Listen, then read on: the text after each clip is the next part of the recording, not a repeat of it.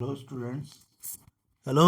Students आप देख रहे हैं हम कर रहे हैं क्लास 10th मैथमेटिक्स का पेपर है बेसिक का, जिसका पेपर कोड है 43013। सेट 3 है ये, बेसिक का है ये क्लास 10th मैथमेटिक्स का पेपर बेसिक। चलिए हम स्टार्ट कर लेते हैं क्वेश्चंस। आप अपने आंसर मैच कर लीजिए कि आपने क्या एग्जाम मार्क्स पेपर करा है और कैसे आपके नंबर आ सकते हैं। चलिए स्टार्ट करते हैं क्वेश्चंस के आंसर फटाफट से। हिंदी और इंग्लिश वाले दोनों ही देख लें, इंग्लिश में हम डिस्कस करेंगे, हिंदी वाले भी आंसर लगा सकते हैं। फर्स्ट क्वेश्चन में बोला है which of the following graph represent the polynomial with both zeros being positive. तो उसके जो जीरो हैं दोनों ही जीरो पॉजिटिव होने चाहिए, ये क्वेश्चन में पूछा हुआ है। ये आपको 4 ग्राफ दिए हुए हैं, आप देख ही रहे हैं। ठीक है, तो आपको जब बोला है कि बोथ जीरोज बीइंग पॉजिटिव, तो दोनों जीरो पॉजिटिव होनी चाहिए। तो इसका मतलब आपको ये समझ लेना है कि जो जीरोज आएंगे वो एक्स एक्सिस पे आएंगे, वो भी पॉजिटिव वाले में। ये वाला एक्स एक्सिस कौन सा होता है, ये नेगेटिव होता है, और ये एक्स एक्सिस कौन सा होता है, पॉजिटिव होता है। तो इसका आंसर होगा ऑप्शन सी, क्योंकि ऑप्शन सी में ही दोनों जीरो जो है पॉजिटिव आ रहे हैं। क्लियर हो गया। इस वाले में क्या आता, अगर हम इसको देखेंगे तो इसमें नेगेटिव और पॉजिटिव दोनों आ रहा है, इसमें भी नेगेटिव पॉजिटिव। क्लियर, इसलिए यहाँ पे ध्यान देंगे तो जीरो जिसके पॉजिटिव पॉजिटिव इसी के जीरो हैं। ऑप्शन सी फर्स्ट वाले का आंसर होगा, ऑप्शन सी। क्लियर है बच्चों। नेक्स्ट क्वेश्चन में बोला है आपसे, जो नेक्स्ट क्वेश्चन है the system of equation x equal to 2 and x equal to 3। यहाँ पे बोला है दो इक्वेशन है, एक इक्वेशन x 2 है और दूसरी x की वैल्यू क्या है 3 है, और बोला है ठीक है। तो हमारे को यही बात पता होनी चाहिए, जब दोनों ही x हमारे क्या हों, पॉजिटिव हों, ठीक है ना, तो उसका मतलब क्या होता है, उसका मतलब होता है नो सॉल्यूशन। तो इसका आंसर होगा ऑप्शन सी, नो सॉल्यूशन। क्यों, क्योंकि इसके दोनों ही x क्या आ रहे हैं, पॉजिटिव नंबर आ रहे हैं, इसलिए ये है क्या है, नो सॉल्यूशन है। नेक्स्ट क्वेश्चन, क्वेश्चन थर्ड में इफ द नंबर, पहला नंबर है 1 माइनस ए, दूसरा नंबर है 3 माइनस ए, और जो आपका थर्ड नंबर है वो है 5 minus A R in A P, then common difference. तो कॉमन डिफरेंस निकालने का फॉर्मूला क्या होता है, second term minus first term, या third term minus second term. ये तो आपको पता ही है, या तो हम सेकेंड टर्म से यानी 3 माइनस ए से 1 माइनस ए को माइनस कर दो, या 5 माइनस ए से 3 माइनस ए को माइनस कर दो, तो हमारा कॉमन डिफरेंस निकल जाएगा। यही होता है ना, पता है ना आपको फॉर्मूला, कॉमन डिफरेंस निकालने का फॉर्मूला तो आपको पता ही है बेटा कि क्या होता है। देखो हमने कैसे सॉल्व करा इसे, अगर हम कॉमन डिफरेंस निकालने का फॉर्मूला तो पता ही है, तो हम क्या करेंगे, ये हमारा 1 माइनस है, 3 माइनस है, 5 माइनस है, ये हमारी टर्म है। तो हम क्या करेंगे, second minus first, second term है 3 माइनस है, फिर माइनस लगाएंगे, और जो फर्स्ट टर्म है 1 माइनस है उसे ब्रैकेट में रखेंगे। क्लियर हो गया। तो ये हो गया 3 माइनस है, माइनस अगर बाहर है तो अंदर के साइन चेंज हो जाएंगे, तो 1 नेगेटिव का हो जाएगा और ए पॉजिटिव का हो जाएगा, तो ए से ए कट जाएगा, बचेगा 3 और -1, 3 में से एक जाएगा तो क्या आएगा 2, तो इसका आंसर हो जाएगा 2। और 2 कौन सा है, ऑप्शन जो आ रहा है, इसका आंसर आ रहा है 2, तो 2 ऑप्शन कौन सा है, सी ऑप्शन है। तो जो थर्ड वाला क्वेश्चन है उसका आंसर भी आपका आएगा ऑप्शन सी। क्लियर है बेटा, यहाँ तक तीनों क्वेश्चनों में कोई दिक्कत आई नहीं आई, क्लियर हो गया ना।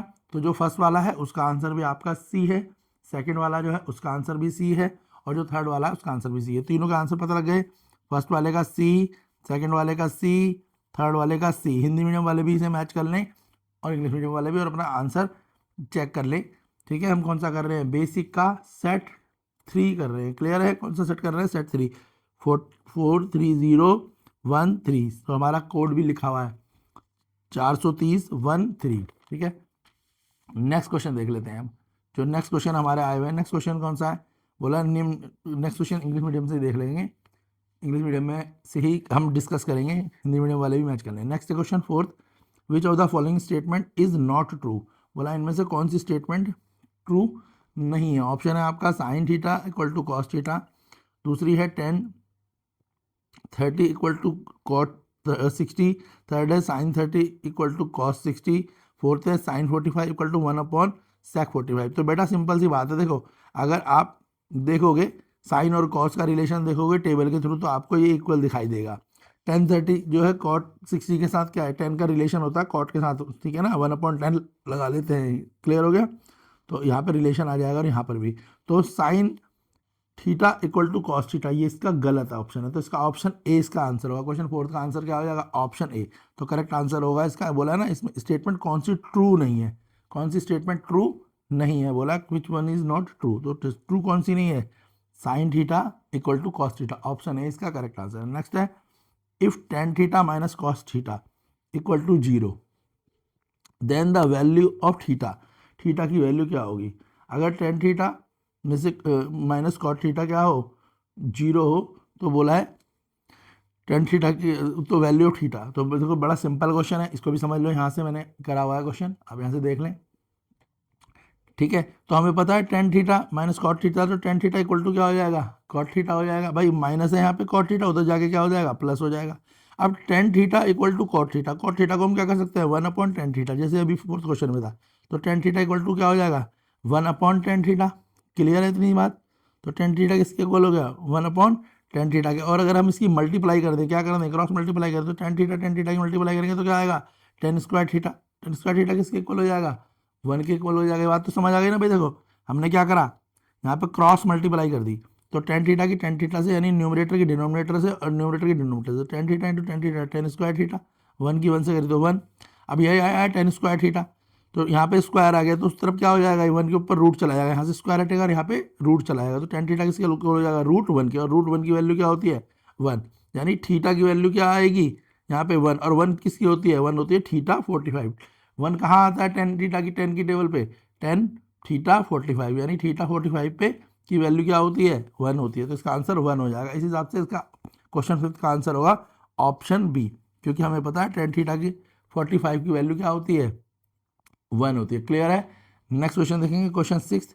बोला इन द एडजॉइनिंग फिगर, एक फिगर आपको दे रखी है, बोला एक एडजॉइनिंग फिगर है जिसमें angle of elevation of the point C from the point B is, यहाँ पे एंगल दे दिया है, सी पे आपको 3x है, बी पे x है, और ए जो है 90 डिग्री वाला है।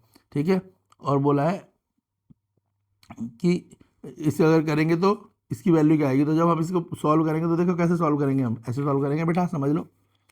हम कर देंगे 3x प्लस एक्स प्लस 90, क्या करेंगे? 3x plus x plus 90 equal to 180, angle sum property लगा ली, तो 4x इक्वल टू क्या हो जाएगा? 180/90। तो x की वैल्यू क्या आ जाएगी मेरी? x की वैल्यू आएगी 22.5। तो हमने एंगल सम प्रॉपर्टी लगानी है इस क्वेश्चन में, क्या लगाएंगे?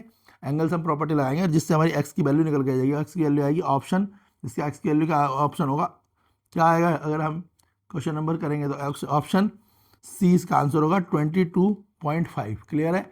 एंगल सम प्रॉपर्टी लगाइए। नेक्स्ट क्वेश्चन है क्वेश्चन 7। क्वेश्चन 7 में दे रखा है, एक फिर फिगर दे रखी है आपको, जिसमें नीचे हेमिस्फीयर है, ऊपर कौन बना के फर्स्ट टर्म बना दिया। ठीक है, बोला हुआ है slant height of the conical part निकालनी है। क्वेश्चन में आपको क्या क्या दे रखा है? आपको एक तो पूरा दे रखा है बेटा क्वेश्चन में रेडियस, और दूसरी चीज़ क्या दे रखी है आपको?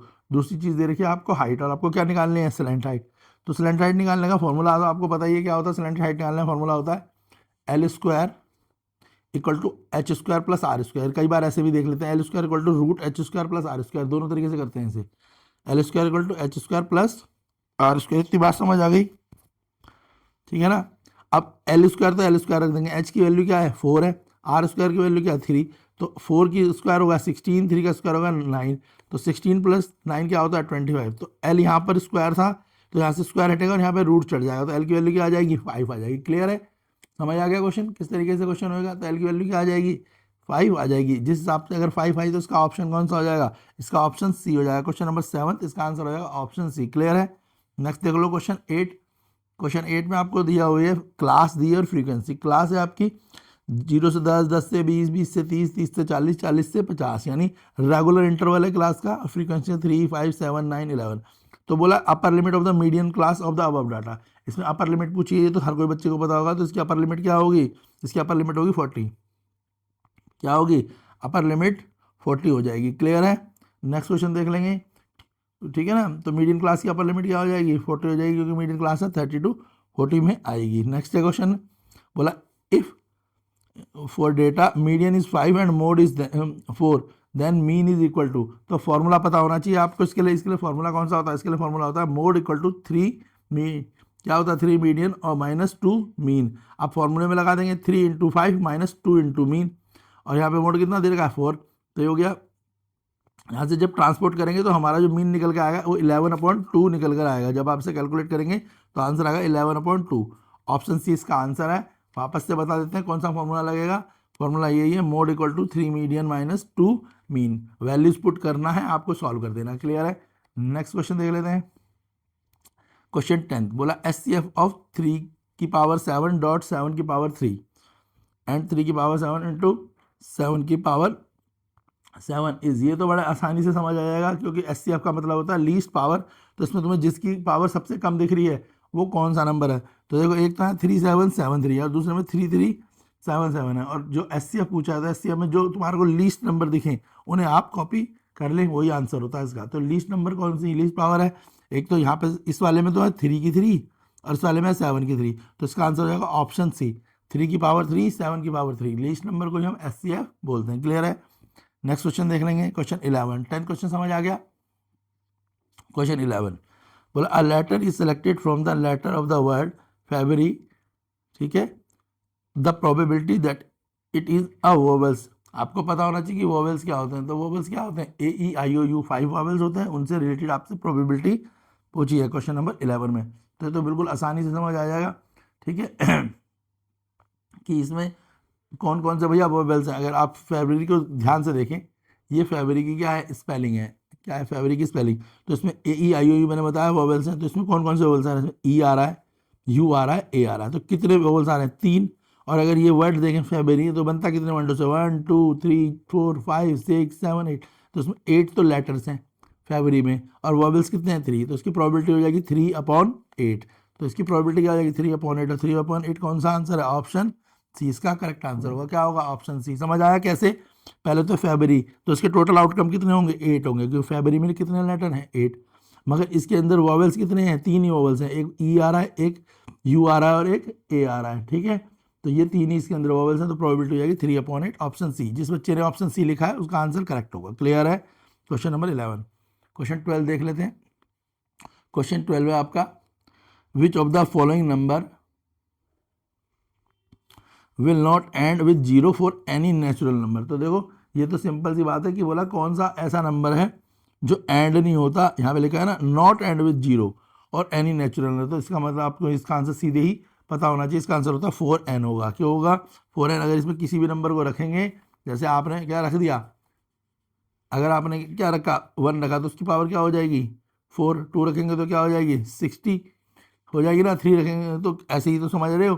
तो जब भी उसकी पावर कुछ भी रखेंगे तो कभी भी 0 नहीं हो पाएगा। क्लियर है क्वेश्चन में, समझ आ रहा है। यहाँ पे लिखा है ना not end with 0 for any natural number. चलिए नेक्स्ट क्वेश्चन देख लेते हैं, क्वेश्चन 13। क्वेश्चन 13 है आपका, the system of linear equation Px QR and R and P1x and Q1y equal to R has unique solution. तो इसका आंसर क्या होगा, इसका आंसर होगा ऑप्शन सी। इस तरीके से हमने इस क्वेश्चन को सॉल्व भी करा हुआ है, आप देख सकते हैं, ठीक है। तो सिंपल क्या करा मैंने, Px plus Q Y equal को हमने R मान लिया, P1x और Q1y को हमने क्या मान लिया, R1 मान लिया। फिर क्या है P1/P2 is not equal to क्या है Q1 अपॉन Q1, ये है ना, ये दोनों आपस में क्या है नॉट इक्वल है। तो नॉट इक्वल के कारण ये क्या यूनिक सॉल्यूशन में आएंगे, ऑप्शन सी इसका आंसर होगा। क्या होगा, ऑप्शन सी इसका करेक्ट आंसर होगा। हिंदी वाले बच्चे भी अपने आंसर मैच कर सकते हैं ऐसे ही। हिंदी वाले बच्चों को भी हमने बताए थे, हिंदी वाले बच्चे पहला आपका आंसर है सी। हिंदी वाले बच्चों का ये रहा हिंदी हिंदी के जो स्टूडेंट्स हैं उनका फर्स्ट आंसर सी है। पहले वाले में आप सी लगाएंगे, सेकंड वाला भी आपका सी है, हिंदी वालों का फर्स्ट भी सी।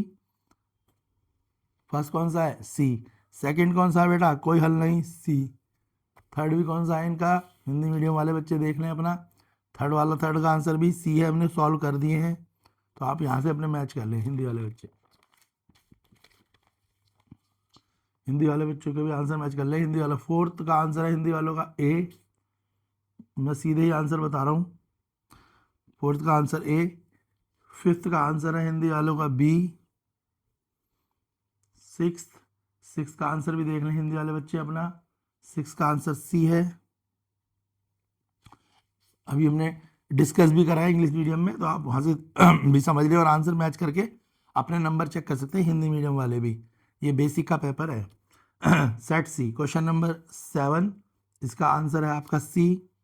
ज़्यादातर सी वाले ऑप्शन ठीक है बच्चों के, सी वाले इसमें ज़्यादा, इस पेपर में सी वाले ज़्यादा देखे जा रहे हैं अभी तक। क्वेश्चन नंबर 8, इसका आंसर भी सी है, नहीं क्वेश्चन नंबर 8 का आंसर डी है। क्वेश्चन नंबर 9 का आंसर सी है। क्वेश्चन नंबर 10 का आंसर भी सी है। क्वेश्चन नंबर 11 का आंसर बी है। और क्वेश्चन नंबर जो 12 है उसका आंसर भी सी है। तो ज़्यादातर जो क्वेश्चन अब तक हमने कराए हैं उनमें ज़्यादातर आंसर सी ऑप्शन के हैं।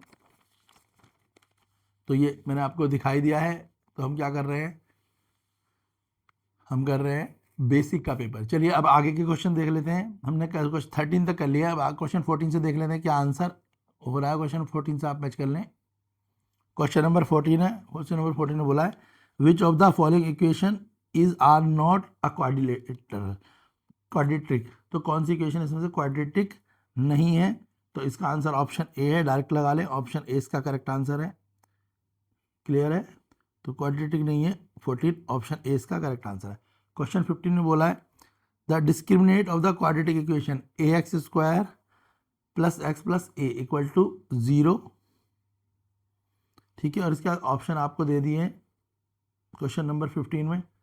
तो आपको क्या करना है, इसमें फॉर्मूला लगा देना क्वाड्रेटिक का। क्वाड्रेटिक का फॉर्मूला क्या होता है, ये देखो ऐसे आप करेंगे क्वेश्चन में, क्वाड्रेटिक का फॉर्मूला लगा देंगे। क्वाड्रेटिक का फॉर्मूला क्या होता है भाई, D equal to B square minus 4ac x square plus x plus 1। तो हमारा ये हमें पता है ए क्या है हमारा, ठीक है, और बी क्या है सी क्या है, वो हम यहाँ से निकाल लेंगे ए बी सी। और फिर इस फॉर्मूले में D equal to B square minus 4ac। ठीक है, ए क्या है हमारा 1, ठीक है ना, ये बात आपको समझ आ गई। बी क्या है हमारा 1 और सी भी हमारा क्या है, सॉरी ए क्या है हमारा ए। एक्स स्क्वायर के आगे वाला नंबर ए होता है, तो ए है ए। बी क्या है, देखो ए है हमारा ए ही, बी हमारा 1 और सी भी हमारा ए है। क्या है ये समझ आ गया। देखो एक्स स्क्वायर के आगे वाला नंबर ए, फिर बी हमारा 1 और सी हमारा ए, इस फॉर्मूले में रख दिया। तो D equal to B square minus 4ac, B की जगह 1 का स्क्वायर रखकर माइनस 4ac। सॉल्व करेंगे तो क्या आ जाएगा, डी इक्वल टू आएगा 1 माइनस 4a स्क्वायर। इसलिए ऑप्शन इसका बी होगा। करेक्ट आंसर क्या हो जाएगा, ऑप्शन बी। क्वेश्चन नंबर 15 का आंसर हो जाएगा ऑप्शन बी। तो 15 पे आंसर लगा लें, ऑप्शन बी। क्लियर हो गया, ठीक है। नेक्स्ट है question 16, the coordinate of the opposite vertex of the square. जो कोऑर्डिनेट होते हैं opposite vertices of the square A B C D are, जो ए की कोऑर्डिनेट है वो है -5 0, उसके अलावा जो सी के कोऑर्डिनेट है वो है 0 5। Length of the diagonal of the square A B C D निकालना है। क्या निकालना है, length of diagonal of square A B C D. Distance formula लगा लेंगे इस क्वेश्चन में। डिस्टेंस फार्मूला लगा के हमारे को क्या निकल जाएगी, डायगोनल की लेंथ निकल जाएगी। तो डिस्टेंस फार्मूला आप ऐसे लगा लेंगे, ये रहा distance formula, A C equal to, ठीक है, x2 माइनस x1 और y2 माइनस y1 आप लगाएंगे तो यहाँ आएगा 25 प्लस 25, तो √50 आंसर इसका आ जाएगा। तो ऑप्शन डी क्या है, √50। ठीक है, तो इसका आंसर आएगा √50। क्या लगाया हमने, डिस्टेंस फार्मूला लगाया। डिस्टेंस फार्मूला तो आपको पता ही है, x2 माइनस x1 का square plus y2 minus y1 का स्क्वायर और अंडर रूट में। तो रूट की वैल्यू निकालेंगे, निकल जाएगी। तो ठीक है, नहीं तो इसमें तो √50 ही इसका आंसर होगा। क्वेश्चन नंबर 17 देख लो। क्वेश्चन नंबर 17 में आपको दो इंटरसेक्टिंग लाइनें दी हुई है और पैरेलल लाइन दी है। बोला है कौन सा क्वेश्चन, क्वेश्चन 17 की बात कर रहे हैं हम। 17, in the adjoining figure triangle P Q T और ट्राइंगल क्या है दूसरा आर एस टी में, विच of the following is true. तो बोला इनमें से कौन सी जो वो स्टेटमेंट है ट्रू है। तो ऑप्शन बी इसकी स्टेटमेंट ट्रू है, Q T dot R T equal to P T dot S T. Option B इसका, डॉट का मतलब मल्टीप्लाई है, ठीक है। तो ऑप्शन बी इसका करेक्ट आंसर है क्वेश्चन 17 का। क्वेश्चन 18 देख लेंगे। क्वेश्चन 18 है आपका फिर एक फिगर दे रखी है ट्राइंगल की, ठीक है। तो उसमें देखो फिगर दे रखी है, ई ए पैरेलल एस आर के और पी इक्वल टू एक्स है। वैल्यू निकालनी है। ये क्वेश्चन आपको पता ही है कि बड़े आराम से हो जाते हैं देखिए कैसे होगा question, P upon 1.8 equal to 2 upon 1.5 और क्रॉस मल्टीप्लाई करेंगे तो एक्स की वैल्यू क्या निकल के आ जाएगी, 12 अपॉन 5। तो एक्स की वैल्यू क्या निकल के आ जाएगी 12.5 और फिर क्या करेंगे 5 से क्या करेंगे 12 को डिवाइड कर देंगे तो आंसर आ जाएगा आपका, क्या आ जाएगा आंसर, आंसर आ जाएगा 12 सेंटीमीटर। ऑप्शन बी इसका करेक्ट आंसर होगा। क्वेश्चन नंबर 18 इसका आंसर क्या होगा, ऑप्शन बी। नेक्स्ट क्वेश्चन देखते हैं। नेक्स्ट है एसर्शन और रीजन के क्वेश्चन है वो देख लेते हैं आप फटाफट से। क्वेश्चन नंबर 18 क्या, क्वेश्चन नंबर 19 करेंगे हम एसर्शन रीजन का और फिर 20। तो क्वेश्चन नंबर 19 देख लो क्वेश्चन नंबर 19 में बोला है आपसे असर्शन और रीजन दोनों में। असर्शन क्या है, क्वेश्चन नंबर 19 का बोला हुआ है क्या बोला, from a bag of 5 red ball, 2 white ball and 3 green balls, the probability of drawing a non-white ball is 4/5। जबकि इसका रीजन दे दिया है for any event E, P E plus P not E equal to 1। तो इसके हिसाब से आपका असर्सन भी ट्रू है और आपका रीजन भी ट्रू है। तो 19 में असर्सन भी ट्रू है और रीजन भी ट्रू है। अगर असर्सन और रीजन दोनों ही ट्रू है तो इसका आंसर हो जाएगा ऑप्शन ए। क्या होगा इसका आंसर? ऑप्शन ए इसका करेक्ट आंसर है। क्या है? क्वेश्चन नंबर 19 का आंसर होगा ऑप्शन ए। क्लियर है? क्वेश्चन 19 के बाद क्वेश्चन 20 देख लेते हैं। असर्सन रीजन का क्वेश्चन है। क्वेश्चन 20 बोला है 7 into 2 plus 3 is a composite number. तो बोला क्या ये कंपोजिट नंबर है, और उसके बाद 7 इंटू 2 इंटू 3 का मल्टीप्लाई कर लो, 14 प्लस 3 17 आ जाएगा। और बोला composite number has more than 2 factor. बोला कंपोजिट नंबर के 2 से ज़्यादा फैक्टर होते हैं। ठीक है, तो देखो 7 इंटू 2 14 प्लस 3 17। 17 एक कंपोजिट नंबर नहीं है, एक प्राइम नंबर है। तो इसको अगर हम करेंगे कैलकुलेट तो आएगा क्या हमारा, इसको कैलकुलेट करके हमारा आएगा 17। और 17 एक प्राइम नंबर है, ना कि कंपोजिट नंबर। और कंपोजिट नंबर जो होते हैं उसके फैक्टर 2 से ज़्यादा होते हैं, यानी रीजन इसका ट्रू है। यानी असर्सन तो इसका गलत है और रीजन इसका ट्रू है। जहाँ असर्सन आपका गलत हो, रीजन ट्रू हो, तो ऑप्शन डी इसका आंसर होगा, ऑप्शन डी। क्लियर हो गया बेटा? इसके बाद हम करेंगे सेक्शन बी। सेक्शन बी के क्वेश्चन देख लेते हैं। और सेक्शन बी के बाद हम करेंगे सेक्शन बी, आपको बताइए ये सेक्शन बी के क्वेश्चन हैं। इसके बाद हम करेंगे सेक्शन सी।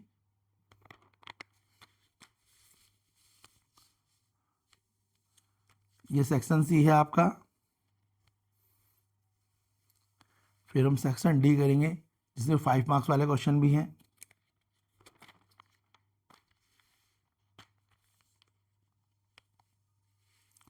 और फिर केस स्टडी जो है आपकी सेक्शन ई में वो भी करेंगे।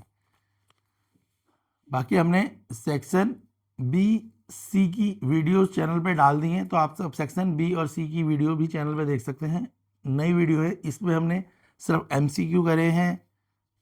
सेक्शन ए हमने इसमें कंप्लीट करा है, बेसिक का, बुनियाद का, सेट 3 का।